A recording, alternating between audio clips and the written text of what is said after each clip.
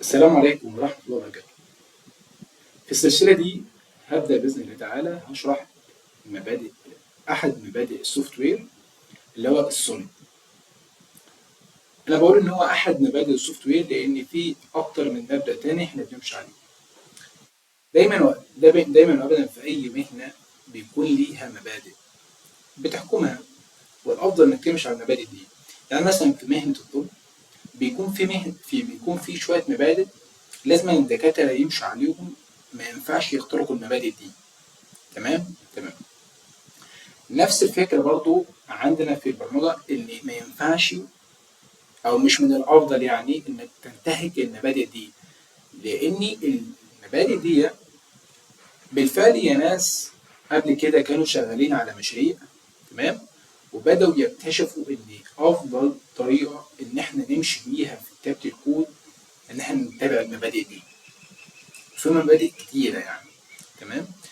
فالمبادئ دي انت لو ما مشيتش عليها الكود بتاعك هيشتغل تمام وزي الفل وهيرن، ولكن بعد فترة كبيرة لو حبيت مثلا انك تعمل تعديل في الكود او تضيف حاجات في الكود، فالدنيا تبقى معاك صعبة شويتين تلاتة، لان الكود في الاساس مش مبني او مش متبع القواعد الاساسية اللي احنا بنمشي عليها، او مش متبع البرنسبلز اللي الناس بتاع السوفت وير حطوها وماشيين عليها.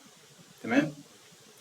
السلسله دي مهمه لاي حد باك اند، سواء كان ايا كان الفريم او سواء ايا كان لغه البرمجه اللي انت شغال بيها، سواء كان بي اتش بي، سي شارب، نوت جي اس، ايا كان يعني اللغه اللي انت شغال بيها. تمام. بما ان اللغه بتطبق او بتشتغل بمبدا الاو بي، فبنسبة كبيرة هتحتاج للمبادئ دي. تمام. لأن المبادئ دي بتعلمك ازاي تنشئ كلاس كويس. يعني ايه كلاس كويس؟ ما يكونش معقد زيادة عن اللزوم، ما يكونش فيه فيتشرز ملهاش لازمة.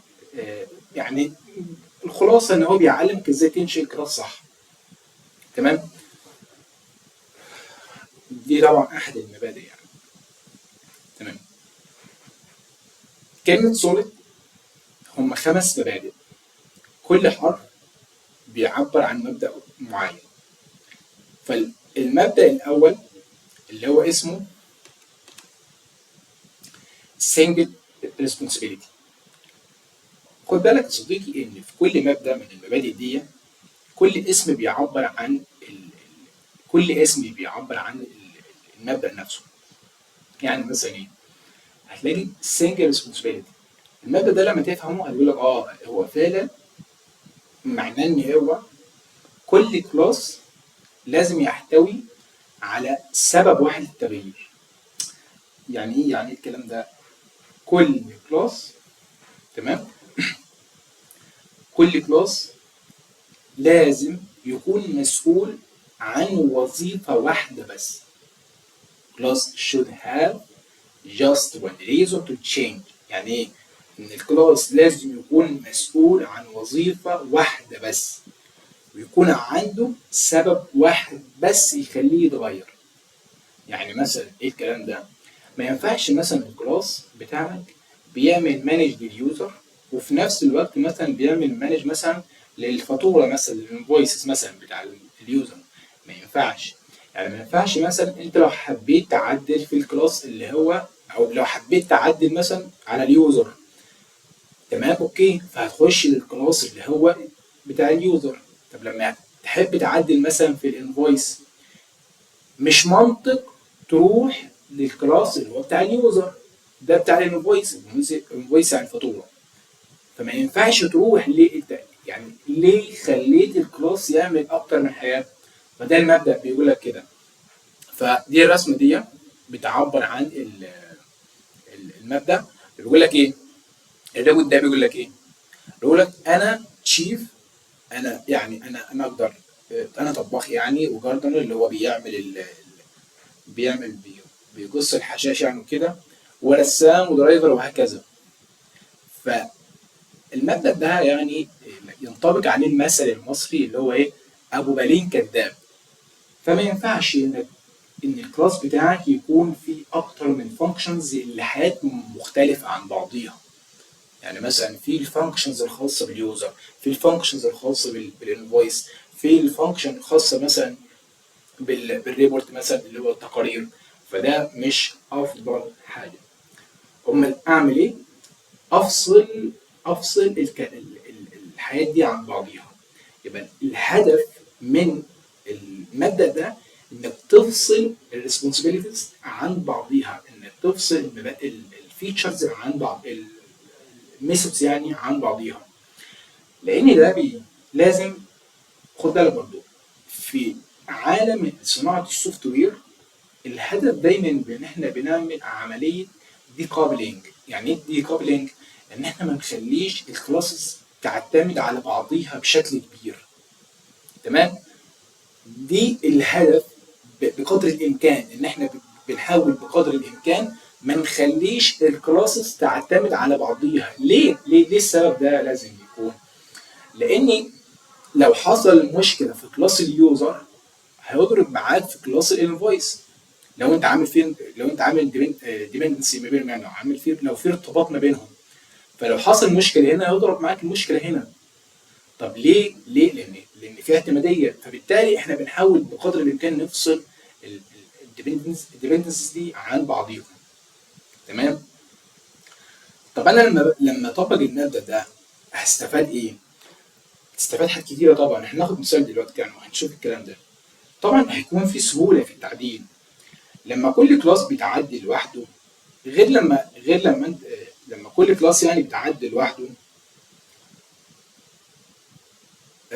افضل بكتير لما يكون متداخل ومتعرفش الدنيا رايحه فين وجايه منين في الكلاس. تمام؟ بيكون برضو عليك سهل في عمليه التست. انت بتست اليوزر فخلاص انت كده مختص باليوزر بس، سهل انك تست الكلاس اللي هو بتاع اليوزر فقط. مش هتروح تست معاه برضه الانفويس، لا الدنيا بقى تبقى معقده شويتين ثلاثه. تمام؟ وبرضه سهل عليك انك تضيف فيتشرز جديده مثلا بعدين. لو انت حابب مثلا تضيف فيتشرز في الكلاس مثلا، فانت مثلا لو انت حابب تضيف مثلا فيتشرز لليوزر، فبالتالي ايه؟ سهل معاك انك تعمل الكود بتاعك يكبر معاك ويبقى سهل يعني التعديل. تمام؟ تمام. طب تعالى نشوف مثال على الكلام ده. تمام؟ ده مثلا مثال في اسمه ستودنت مانجر. ستودنت مانجر ان هو الكلاس ده مسؤول عن ان هو يعمل ريجستريشن للطلاب. تمام؟ طبعا اول فانكشن يعني نفترض ان دي فانكشن، نفترض ان هي مثلا فانكشن. تمام؟ طبعا ده الفانكشن دي مسؤوله عن ان هو بيحفظ الطالب في داتابيز، والفانكشن دي مسؤوله عن ان هو بيحفظ او بيبعت ايميل لليوزر او للستودنت يعني. والفانكشن دي مسؤوله عن مسؤوله عن حفظ بيانات الاب في داتابيز.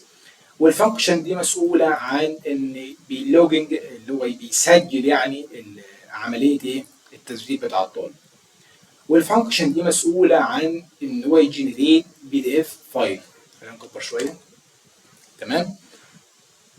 دي كده الكلاس اللي هو لو حبيت تغير، لو حبيت تضيف حاجه، لو حبيت مثلا تضيف فانكشن ثانيه، فالموضوع هيبقى معاك صعب. طبعا دي يعني دي مجرد يعني دي بس انت شايف الموضوع سهل هنا، ولكن في الفانكشنز فعلا الحقيقيه هتلاقي معاك الموضوع صعب. لو عدلت هيضرب معاك ايرور. تمام؟ طيب دي المشكله. ولكن مثلا لما نيجي نطبق مبدا السنجل ريسبونسبيلتي، فمثلا احنا بنعمل كده. عندنا كلاس اسمه ستودنت ريبوزيتوري، اللي هو الكلاس ده مسؤوليه كامله عن ان هو يسجل اليوزر او الستودنت مين في داتابيز. ده كلاس لو حصل مشكله هنا خلاص هتروح على الكلاس اللي هو ده. يعني مثلا لما بيقول لو طلع لك ايرور وقال لك ايه خطا في حفظ الستودنت، فبالتالي انت اكيد مش هتروح مليون في المية، مش هتروح على الكلاس اللي هو اسمه بي دي اف جنريتور، لا هتروح على الكلاس اللي هو ايه؟ الستودنت ريبوزيتوري.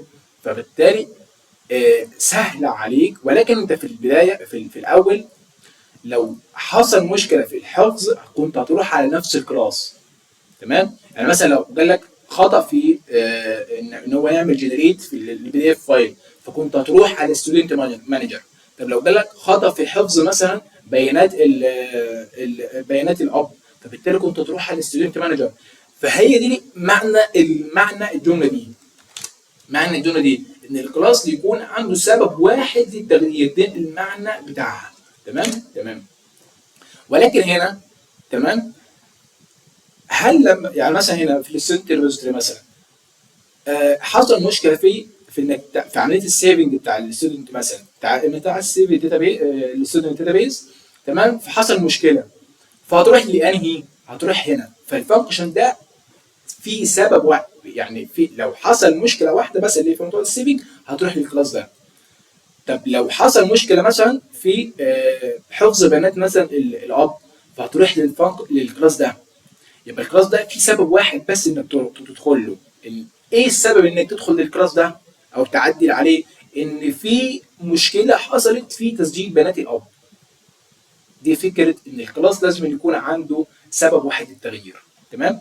طب لو حصل مشكله مثلا ان خلاص هو مثلا حفظنا البيانات بتاع الطالب في الداتابيز، وحفظنا البيانات بتاع الاب في الداتابيز، ولكن مفيش مسج اتبعتت للستودنت ده.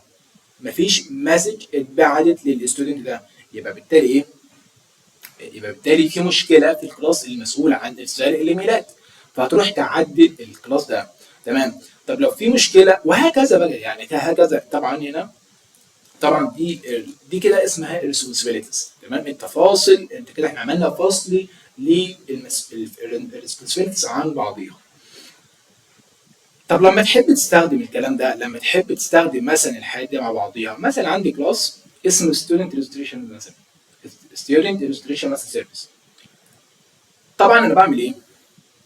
بعمل اوبجكت من الستودنت ريبوزيتوري والبيرنت ريبوزيتوري والايميل سيرفيس واللوجر والبي دي اف.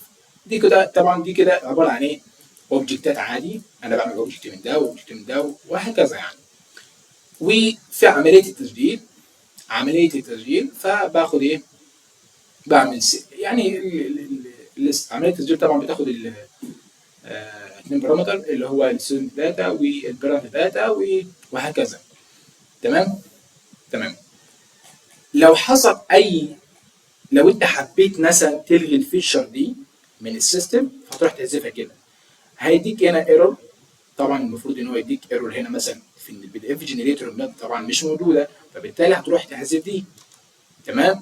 فبالتالي البي دي اف جنريتور بالطريقه دي تروح تحذف دي. فبالتالي ايه؟ سهل معاك انك تحذف، سهل انك تضيف. انا مثلا الفيتشرز دي مش موجوده عندي، فبالتالي انت سهل ايه؟ تضيفها عادي، مش هيحصل اي مشاكل في الكود. وده كان المبدا اللي هو اسمه سنجل ريسبونسبيلتي. خد بالك ان المبدا ده اي المبادئ دي كلها بتطبق بشكل كبير في الفريم وركس، زي مثلا زي لارافيل، زي دوت نوت وهكذا. اي فريم ورك بيستخدم المبادئ دي. ليه؟ زي ما احنا عرفنا في الفيديو.